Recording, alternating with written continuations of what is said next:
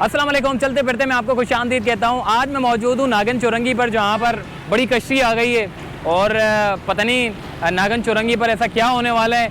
जो चीपा के लोग भी मौजूद हैं, बड़ी बड़ी इंतज़ामिया यहाँ पर आ चुकी हैं, कश्ती भी आ गई। दूसरा ये कि तूफ़ान का बड़ा सुन रहे थे, जिस तरीके से तो इंग्लैंड ने कराची आने से इनकार कर दिया, ऐसे ही गुलाब और शाहीन ने भी कराची आने से इनकार कर दिया। ये वो तूफ़ान है जिनका मौक़िफ़ लिया गया तो ये कहते हैं कि मीडिया वालों ने इतना वावेला मचा दिया है कि जितनी हमने कराची में तबाही मचानी नहीं थी उतना तो उन्होंने मीडिया पे दिखा दिया है। तो आज जो है वो हम आपको नागन पर लाने का मकसद ये है कि कराची की सबसे डेंजरस जगह ये कहलाती है और जब बारिश आती है तो सबसे ज़्यादा भर जाती है। अभी आज की सूरत हाल बड़ी मुख्तलिफ सी है। यहाँ पर चीपा की गाड़ियाँ भी आ गई हैं, यहाँ पर जो है वो इंतज़ामिया भी मौजूद हैं, यहाँ पर कश्ती भी आ गई और अभी लेके गए कश्ती को। रात भर कश्ती यहाँ पर रही है। बहरहाल पूरी कराची में नागन चौरंगी पर इंतज़ामिया बड़ी हाई अलर्ट हो चुकी है, क्योंकि दीगर जगहों पर तो पानी शुक्र अल्हम्दुलिल्लाह कि इतना ज़्यादा नहीं भरता जितना माजी में भरता था। क्योंकि सबसे ज़्यादा बड़ी वजह ये थी, आपके जितने नाले थे, गुज्जर नाले, औरंगी नाले, महमूदाबाद नाले, इसके नालों के ब्लॉकेज की वजह से आपके शहर की जो अंदरूनी सड़कें थी, अंदरूनी गलियाँ थी, वो सबसे ज़्यादा भर जाती थी। लेकिन कम अज़ कम जो ब्लॉकेज ख़त्म हुई है, जो कचरे उठाए गए हैं वहाँ से, तो कम अज़ कम ये है कि जी आपकी बड़ी बड़ी छोटी छोटी शाराएँ जो इतनी ज़्यादा ज़ेरे आप नहीं आती। मगर नागन चौरंगी पर जो है वो सबसे ज़्यादा जो है वो पानी जमा हो जाता है। तो आज मैं आपको थोड़ा सा नागन चौरंगी पर विज़िट कराऊँगा कि कौन कौन यहाँ पर मौजूद है, कौन कौन सी मशीनरी आई हुई है और क्या कुछ हो रहा है। तो चलिए मेरे साथ।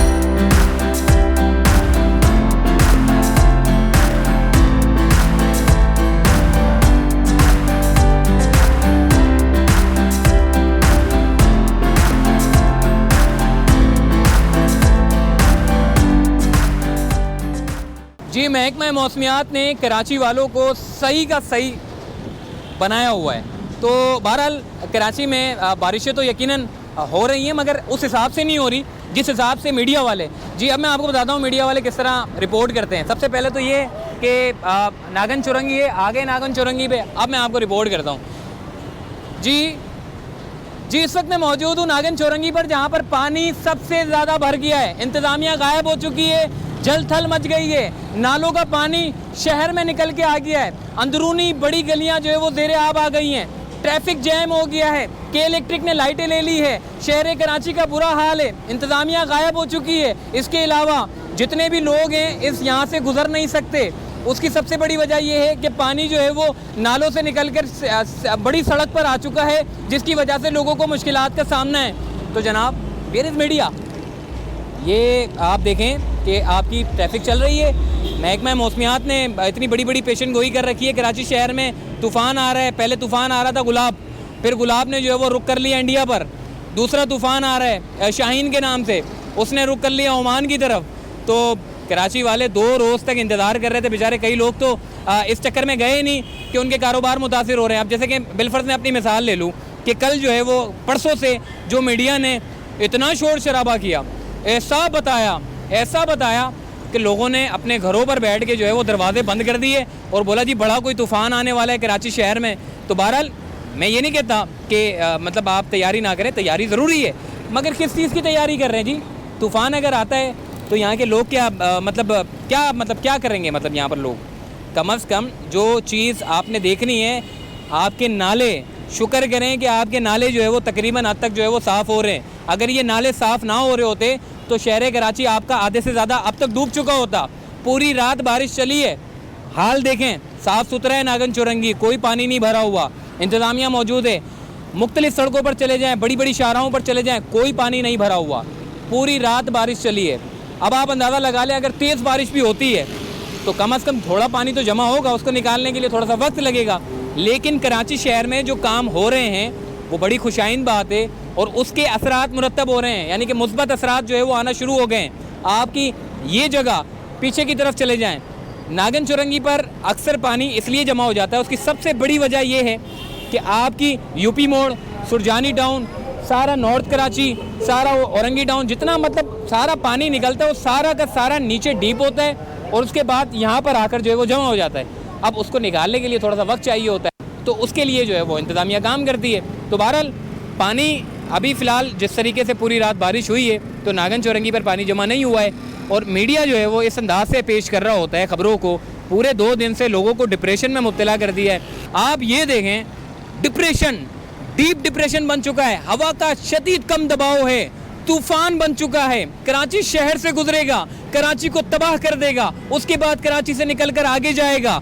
ओ भाई, क्या बताना चाह रही है मीडिया, मेरी समझ नहीं आ रहा, मतलब मीडिया क्या बताना चाह रहा। अब देखें, नागन चौरंगी पर ये चीपा वाले आकर खड़े हो गए जी, मतलब समझ नहीं आ रहा है कि चीपा वालों का क्या काम है यहाँ पे।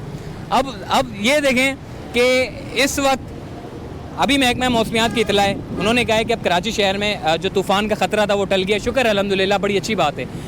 बारिशें होंगी लेकिन कम होंगी। जो 2 रोज़ तक जो कि मीडिया ने जो गलत रिपोर्टिंग की है, जो महकमा मौसमियात ने बताया, अब उसका किया जी, 2 रोज़ तक आपका कारोबार मुतासिर रहा, कस्टमर ने शॉपिंग मॉल या फिर कारोबारी मराकज़ से मतलब कि वो गए नहीं, और जितने लोग कारोबारी थे उन्होंने इस कश्मकश में दुकानें नहीं खोली कि शायद बारिश हो जाए।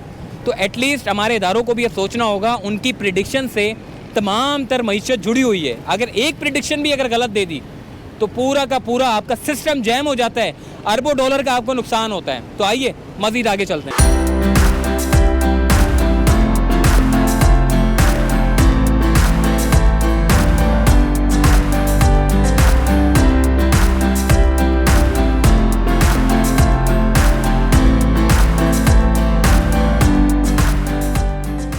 जी, महकमा मौसमियात ने जो आज की पेशगोई कर रखी है, उन्होंने ये कहा है कि कराची शहर में अब मौसलाधार बारिश नहीं होगी, बल्कि तेज़ हवाओं के साथ मुतदिल बारिश के जो है वो इम्कान ज़ाहिर किए गए हैं। इसके अलावा उन्होंने ये कहा है कि जी ये जो समुद्री तूफ़ान था ये अब बलूचिस्तान से होता हुआ सीधा ओमान की तरफ जाएगा, और उसके बाद बहरहाल नागन चौरंगी पर इंतज़ामिया हाई अलर्ट है, और पूरे शहर कराची में सिर्फ नागन चौरंगी ऐसी है जो जहाँ पर इंतज़ामिया जो है फुल हाई अलर्ट रहती है।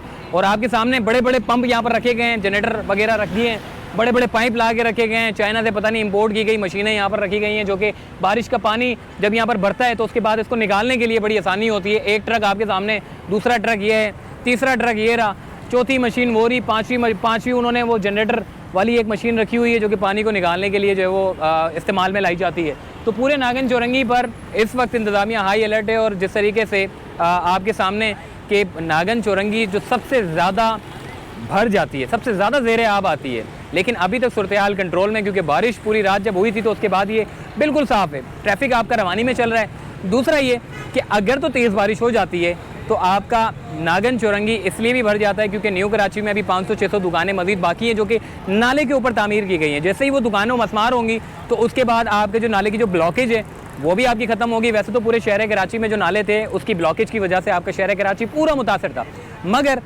जो बड़े बड़े नालों की जो सफाई हुई है जिसकी वजह से आपके शहर कराची में जो बारिश होती है उसमें तकरीबन सड़कें जो है वो ज़ेरे आब जो आती थी अब वो ज़ेरे आब नहीं आती। अभी भी बेशतर सड़कें ऐसी हैं जहाँ पर इंतज़ामिया को एक्शन लेने की ज़रूरत है, जहाँ पानी सबसे ज़्यादा बढ़ जाता है। छोटे छोटे नाले ऐसे हैं जहाँ पर सालों तक वहाँ सफाई नहीं हुई, वहाँ पर सफाई ना होने की वजह से पानी जमा हो जाता है, वहाँ तक पानी नहीं निकाला जाता।